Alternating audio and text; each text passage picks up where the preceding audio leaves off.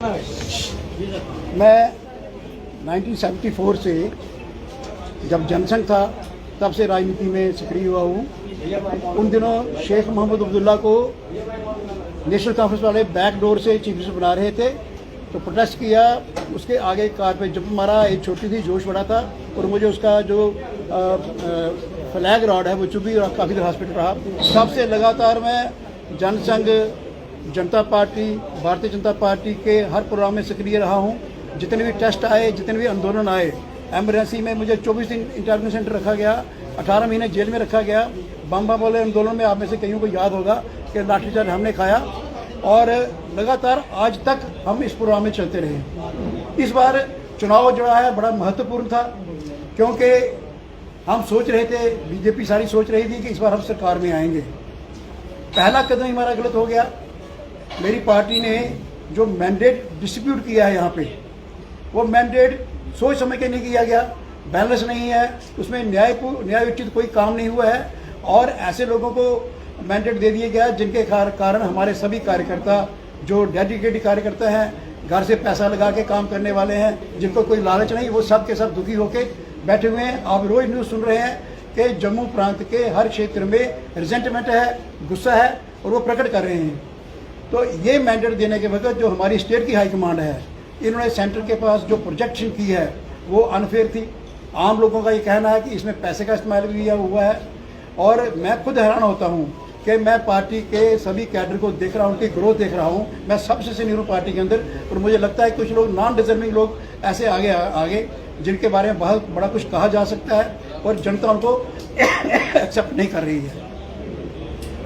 दुखी होके आज मैंने और सरदार बलविंदर सिंह जी ने और शिशपाल सिंह जी वो पहुंचे नहीं हैं, हमने पार्टी से अपना रेजिग्नेशन टेंडर किया है और उम्मीद करेंगे कि हमारा रेजिग्नेशन एक्सेप्ट हो जाएगा। क्योंकि ये जो इस समय हमारी लीडरशिप है, इस लीडरशिप के चलते जम्मू कश्मीर में ना हम सरकार बना सकते हैं, ना हम अच्छी विजय हासिल कर सकते हैं। अगर केंद्र यहाँ उनके नेता आए हुए हैं, अगर इस लीडरशिप को चेंज करते हैं तो फिर थोड़ा बहुत हो सकता है और कार्यकर्ताओं को सेटिस्फाई किया जा सकता है। मेरे ऊपर ये दबाव बन रहा है कि मैं भी जम्मू ईस्ट से फार्म भरूं। मैंने तभी आंदोलन में काम किया है, तभी आंदोलन पूरी तरह जम्मू ईस्ट में है। जम्मू ईस्ट के लोग हमारे साथ जुड़े हुए हैं। 2013 से हम लोग काम कर रहे हैं और पार्टी के साथ भी चल रहे हैं। और जम्मू के जो मसले हैं जिनको हमारी लीडरशिप उठाने में फेल हो गई, मैं मोदी जी की सोच से पूरी तरह मुतासर हूँ और उनकी जो गरीब कल्याण की योजनाएं हैं उनको इम्प्लीमेंट हमने कराना था, पर हमारी लीडरशिप करवा नहीं सकी है, लोगों को उसका लाभ नहीं हो रहा। जम्मू के कुछ मुद्दे थे, जैसे स्मार्ट सिटी के जो यहाँ प्रोजेक्ट चल रहे हैं, लोग सेटिस्फाइड नहीं हैं। स्मार्ट सिटी लग नहीं रही है। आपने सड़कें भी तंग करवा दी, आपने तभी भी तंग करवा दी, झील जो बननी है, लेकिन हमारे नेतृत्व ने कोई बात नहीं की।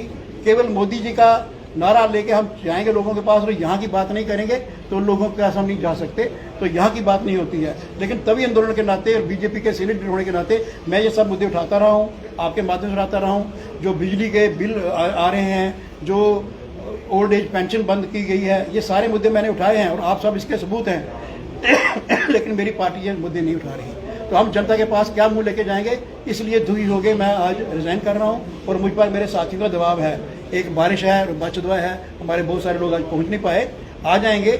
सब लोगों का दबाव है कि मैं जम्मू ईस्ट से एक स्वतंत्र प्रत्याशी के नाते चुनाव लड़ूं, लेकिन मैं स्वतंत्र प्रत्याशी अपने आप को नहीं कहता। मेरे दिल में बीजेपी है, मेरी रगों में बीजेपी है। जब मैं पैदा हुआ था सेंट्रल जेल में, मेरे फादर के ऑफिसर थे वहाँ, तो पहला मेरे कानों में जो आवाज़ पड़ी थी, भारत माता की जय, 370 हटाएंगे, और वो मेरे शरीर में घुलती वो बात। अगर मैं आपको, मेरी बहन यहाँ बैठी हुई है, कपड़े खोल के दिखाऊं तो कितने लाठीचार्ज के निशान, कितने गुंडों के अटैक कांग्रेस वालों ने यहाँ पे कराए हुए हैं, कितने स्टिचेस हैं मेरी पीठ पर, मेरे सिर पर।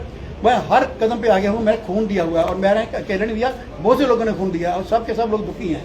तो मैंने 2 दिन के अंदर मीटिंग बुलाई है, हाई कमांड को भी कहा कि अपने फैसलों पर रिव्यू कीजिए और जैसे ही मेरी अगर साथियों का मन बनता है तो मैं जम्मू ईस्ट से as a real BJP, actual BJP, true BJP बन के मैं फील्ड में उतरूँगा और जो फेक बीजेपी के नाम पर मैनिपुलेट करके मैंडेट लेने में कामयाब हो गए। आजकल बड़ा कुछ चल जाता है, बहुत कुछ चल जाता है। आप मेरा इशारा समझने की कोशिश कीजिए।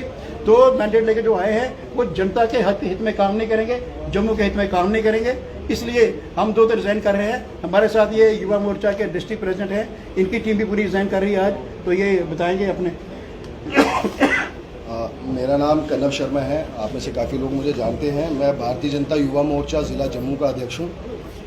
और साथियों, जैसा हम सबने देखा, जैसा कि इन्होंने बताया कि सिर्फ मैं ही नहीं, मेरे साथ काफ़ी सारे युवा और इन जनरल भी सभी भली भांति जानते हैं कि ये हमारे भारतीय जनता पार्टी के युवा मोर्चा के सबसे पहले और सबसे लंबे समय तक सर्विंग करने वाले युवा मोर्चा के पहले प्रदेश के अध्यक्ष रहे हैं।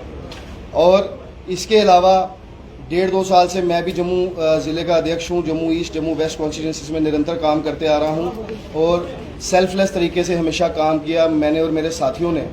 मगर ये जो धांधली आप देख रहे हैं, चाहे वो मैंडेट की डिस्ट्रीब्यूशन हो, चाहे अनवांटेड लोग जो आउटसाइडर्स हैं उनकी एकोमोडेशन हो, और ignorance of old dedicated and loyalist कार्यकर्ताज बाय द पार्टी हाईकमांड, ये जो लीडरशिप हमारी स्टेट की है, current leadership headed by Ravinder Raina ji, they have derailed from its core ideology। और रैना साहब या बाकी के जो लोग अभी डिसीजन मेकिंग ऊपर हैं, इनकी पहली प्रेफरेंस कहीं ना कहीं पैसे वाले लोग, करोड़पति लोग होते हैं। आप रिसेंटली जो मैंडेट्स बटे हैं चाहे उसमें देख लीजिए, कोई मिडिल क्लास तबका का आदमी कोई नहीं है, कोई आम कार्यकर्ता को आपने मैंडेट नहीं दिया, कोई लॉयलिस्ट डेडिकेटेड कार्यकर्ताओं को नहीं दिया। कटरा रियासी का आपने हाल ही में सुना किस तरीके से रोहित दुबे जी का उन्होंने वहां से पहले लिस्ट में डाला, उसके बाद फिर वो बदल दिया गया। तो ये जो धांधलियां हैं इलेक्शन के समय पे, कहीं ना कहीं ये बहुत एक जम्मू शहर के लिए नुकसानदायक बात है। जम्मू शहर और जम्मू कश्मीर के लोग भारतीय जनता पार्टी के समर्थक हैं, नेशनलिस्ट आइडियोलॉजी है। मोदी जी को आज भी हम समर्थन करते हैं, पर JNK बीजेपी का बुरा हाल हो गया है। और मैं आपके माध्यम से रैना साहब को एक बात बोलना भी चाहूँगा। रैना साहब, आप सभी के डिसीजंस कर रहे हैं, आपने बेड़ा गर्क कर दिया राजौरी अनंतनाग के लोगों का, वहाँ के हिंदुओं का। आज वहाँ के लोग, चाहे हिंदू तबका हो, चाहे मुस्लिम तबका हो, चाहे गुज्जर तबका हो, किसी एक बंदे ने भाजपा को वोट नहीं दिया, भाजपा के स्पॉन्सर्ड कैंडिडेट को वोट नहीं दिया। और ये आज जो आप बाकी देख रहे हैं पूरे जम्मू शहर भर में, पूरे जम्मू कश्मीर में जो रिबेल हो रहा है कैंडिडेट्स की डिस्ट्रीब्यूशन को, मैंडेट्स की डिस्ट्रीब्यूशन को लेकर के, मैं रविंदर रैना जी को ये कहना चाहूँगा कि रैना साहब, आपको CM बनने का शौक है, आप बनिए। मगर मैं आपको बोलूँगा, अगर आप सही लीडर हैं तो इलेक्शन कंटेस्ट करके बनिएगा। चाहे आप जम्मू साउथ से आइए, चाहे आप नौशहरा से आइए, रिफ्यूजी खाते में नॉमिनेट होके मत आइएगा। आप लोगों के बीच में उतरिए, लोग आपको अपना जवाब खुद देंगे। और चंद्रमोहन शर्मा जी, आपने अभी कहा कि मैं इस्तीफा दे रहा हूँ, भाजपा इस्तीफा भेज दिए मैंने। तो अगर आप दोबारा भाजपा की टिकट से चुनाव जीतेंगे तो क्या आप फिर घर वापसी हो पाएगी कि नहीं? यदि आपको मैंडेट मिल जाएगा। देखो, बीजेपी हमारे दिलो दिमाग में दौड़ती है।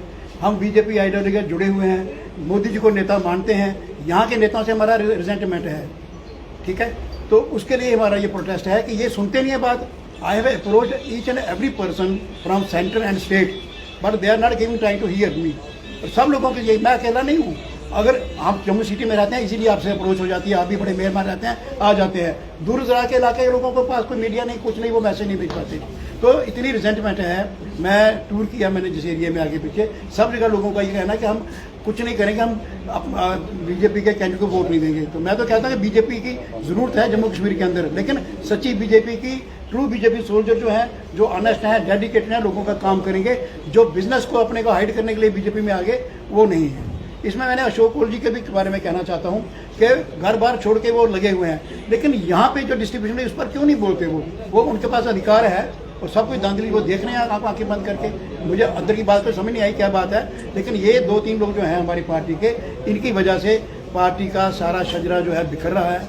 अन्यथा आज स्थिति ये थी कि कश्मीर में नेशनल काउंसिल को हरा के वहाँ उनके हक में माहौल नहीं है। और यहाँ कांग्रेस, मैं एक और बात कहना, मेरे प्रेस नोट में भी है कि मैं जम्मू के लोगों को चाहूँगा कि कांग्रेस को कोई वोट नहीं देना। कांग्रेस जो है वो MC का सेकंड फिडल है, जो उनके डिज़ाइन है जम्मू कश्मीर के अंदर सेपरेटिज्म और जो नेशनलिज्म को चैलेंज करने वाले, डेमोक्रेसी को चैलेंज करने वाले, और जो हमारी रिजर्वेशन है गुजरों बकरों वालों की और बाकी कोई, उसको चैलेंज करने वाली पार्टी का सेकंड फिडल बन के यहाँ बैठे हुए हैं। अगर यहाँ नेशनल कांग्रेस की आइडियोलॉजी लेके जानी है तो मेरे हिसाब से जम्मू कश्मीर में कांग्रेस की जरूरत ही कोई नहीं। जब देश आप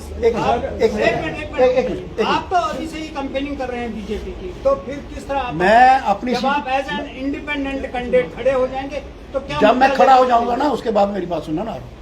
अभी मैंने अपना रेजल्ट भेजा है, तो मैं ये कह रहा हूँ कि कांग्रेस जो है, अगर उसने एनसी का ही एजेंडा कैरी करना है तो एनसी कैरी करेगी ना, फिर कांग्रेस की जरूरत ही नहीं है। जम्मू में कंफ्यूजन क्रिएट होता है। आपको नेशनलिस्ट पार्टी और पार्टी के अलावा नेशनल कैंडिडेट चुनने चाहिए, डेडिकेट भाजपा के नुमाइंदे पैराशूट से एंट्री जो आई है उन्हें जो है वो सिक्योरिटी दी। तो you are the best observer.